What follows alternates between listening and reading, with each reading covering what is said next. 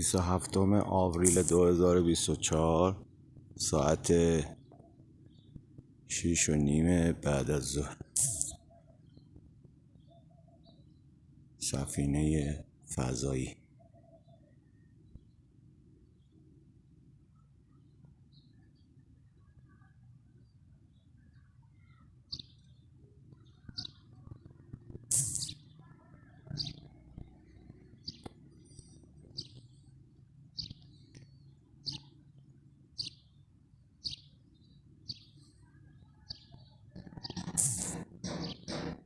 بسیار زیبا، با شکوه،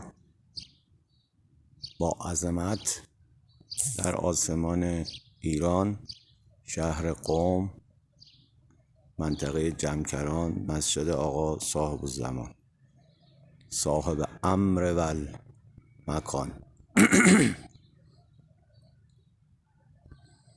به لطف خدای عزوجل و ملائکه مقربین، ارواح پاک پیامبران عظیم الشأن، امامان بزرگوار، علما، فقها، کشیش‌ها، خاخام‌های پاک و تمام بزرگان و عزیزانی که جزو یاران او هستند و امر خداوند و مسیح با شکوه و پرعظمت. آمین یا رب العالمین.